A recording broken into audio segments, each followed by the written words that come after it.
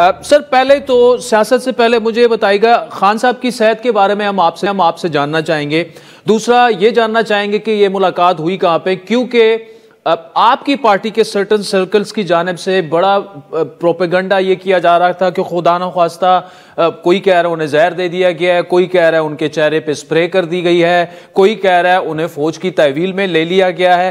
पहले तो सर ये बताइएगा, और दूसरा अभी खान साहब क्या चाह रहे हैं, व्हाट्स नेक्स्ट इस एहतजाज के बाद? सोशल मीडिया पे हम भी पढ़ रहे थे और सुन रहे थे और लोग बड़ी डिटेल में इल्ज़ाम लगा रहे थे। वो सारी बातें दुरुस्त नहीं हैं। इमरान खान साहब की सेहत बिल्कुल ठीक है।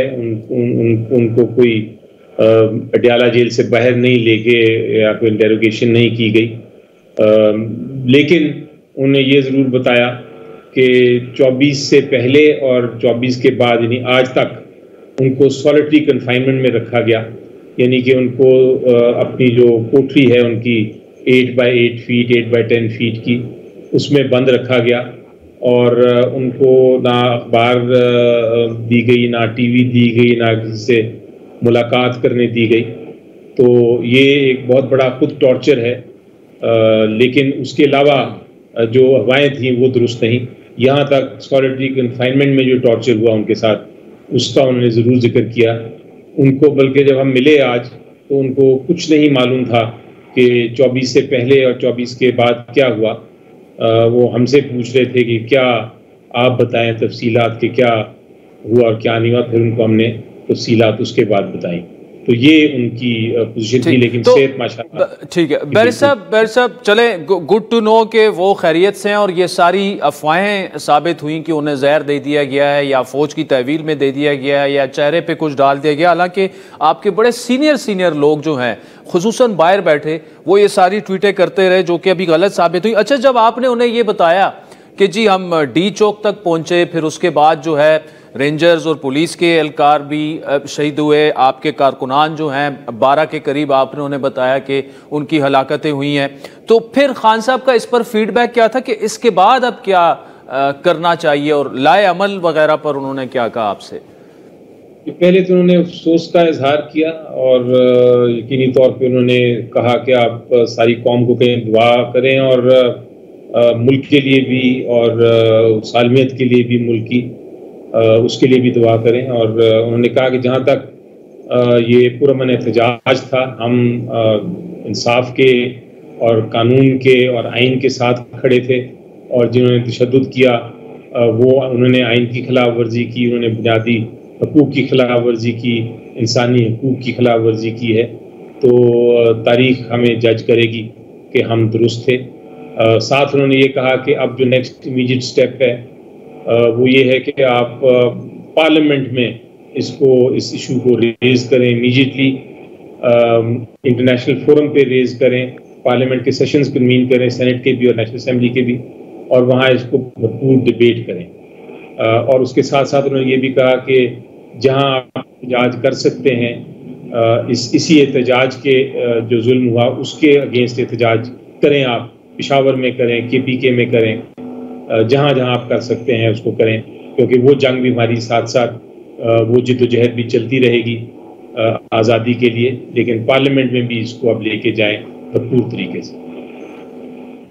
ठीक। अच्छा, इसमें बैरिस्टर साहब दूसरा ही बताइएगा कि आपसे पहले राणा साहब से मैंने यही सवाल किया कि अब चूंकि ये मामला पार्लियामेंट में आएगा तो क्यों ना गवर्नमेंट एक ऐसा पार्लिमानी कमीशन बनाए डी चौक वाले मामले पर, जिस पर ना सिर्फ ओपोजिशन बल्कि ओपोजिशन, पूरी ओपोजिशन जिसमें JUI भी है, जिसमें PTI भी है, उनकी भी इक्वल नुमाइंदगी हो, हुकूमत के भी लोग हों।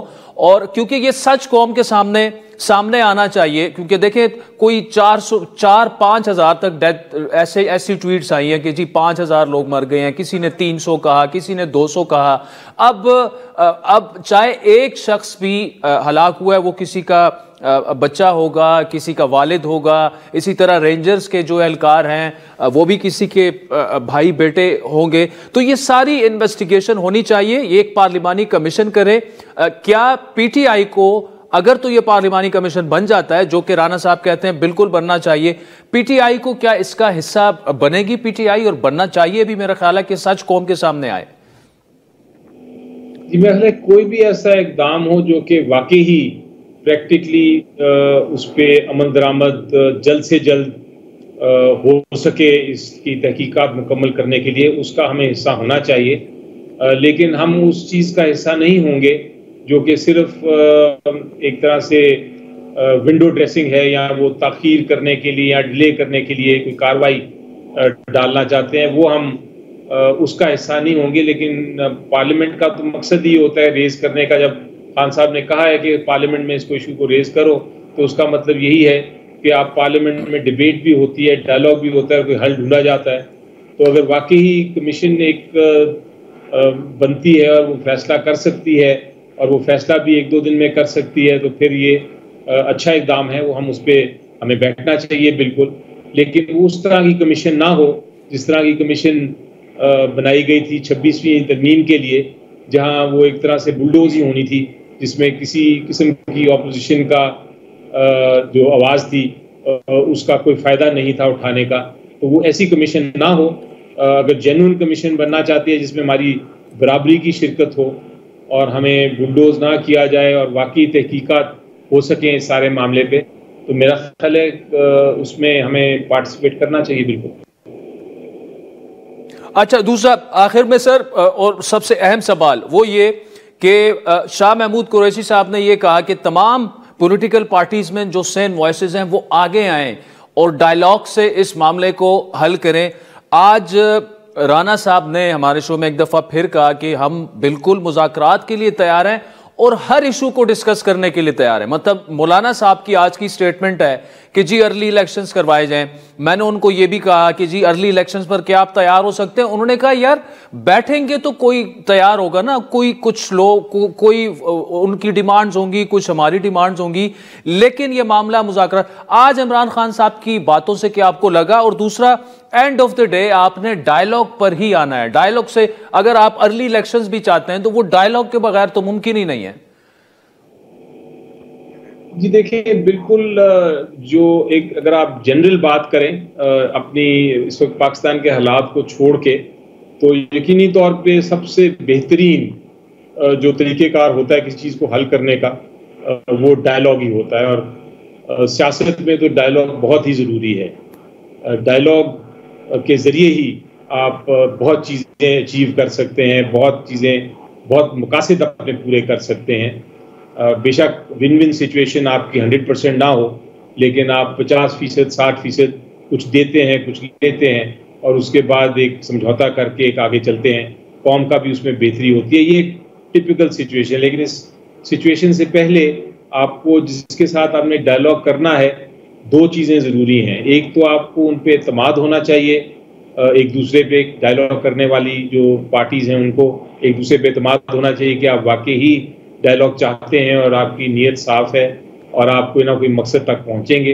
और दूसरा और सबसे इम्पोर्टेंट कि जो डायलॉग करने वाली पार्टीज हैं उनके पास इख्तियार भी होना चाहिए।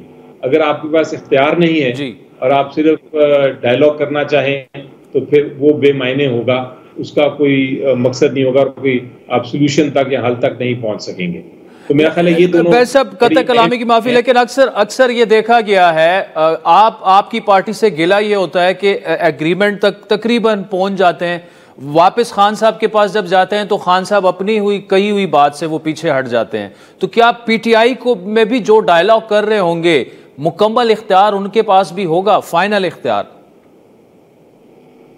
जी मेरा ख्याल है ये बड़ा ज़रूरी होता है। लेकिन मैंने अपनी जो पिछले 1.5 साल 2 साल में देखा है, जब भी डायलॉग्स पे बैठे हैं तो हर सियासी जमात जो है उनकी डायलॉग वाली टीम अल्टीमेटली अपने जो सीनियर जो सबसे टॉप क़यादत होती है उससे फिर एक तरह से डिस्कशन करने के बाद कंसेंट लेते हैं। तो ये नहीं होता कि जो टीम आप पेश करें वो फिर हतमी फैसले करके आ सकती है। वो टीम एक हद तक फैसले करती है और उसके बाद फिर वो वापस जाती है और फिर अपनी क्या मसलन अगर आप पीपल्स पार्टी का देखें तो वो ज़रदारी साहब या बिलावल साहब के पास जाती होगी। अगर आप PMLN को देखें तो वो फिर उनकी टीम्स जाती होंगी नवाज शरीफ साहब या शहबाज शरीफ साहब के पास। इसी तरह अगर आप बाकी MQM को देखें, आप कोई और जमात को देखें, आप JUI को देखें, वो मौलाना साहब के पास जाती होगी, तो अगर PTI अपने बानी चेयरमैन के पास जाएंगी टीम्स लेके, अपनी नेगोशिएशन टीम्स फाइनल फैसले के लिए, तो मेरा ख्याल है ये कोई अजीब बात नहीं होगी, ये हर पार्टी करती है। तो इस बार भी यही होगा अगर हम डायलॉग के इसी मोड में पहुंचें। लेकिन उम्मीद रखनी चाहिए, डायलॉग ओपन रखना चाहिए, बातचीत की दरवाजे बंद नहीं करने चाहिए, और ये मेरा पर्सनल व्यू है। उसके साथ साथ मेरा ख्याल है सबसे बड़ी बात जो आपको करनी चाहिए, राना साहब से भी नेक्स्ट टाइम आपके प्रोग्राम पे अगर वो आए तो उनसे ये पूछिए कि सबसे पहले ज़रूरी नहीं होगा कि हुकूमत ये साबित करने के लिए कि उनके पास इख्तियार भी है और वो सिंसियर भी हैं, उनको ये नहीं चाहिए कि वो कॉन्फिडेंस बिल्डिंग मेजर्स करें, और जो कम अज़ कम जो लोग हैं, जो बेगुनाह लोग किसी केस के बगैर, आपने शाह महमूद कुरैशी साहब का जिक्र किया, सेनेटर एजाज साहब हैं और बाकी जो लोग हैं जिनको आपने कैद किया हुआ है किसी केस के बगैर, उनको फिर आप रहा करें। जो औरतें पकड़ के आपने बंद की हुई हैं, यास्मीन राशिद भी हैं हमारी जो बीमार भी हैं, उनको रहा करें, ताकि कोई कॉन्फिडेंस बिल्डिंग मेजर्स तो हों कि वाकई आप सिंसियर हैं और सीरियस हैं इन मामलात में।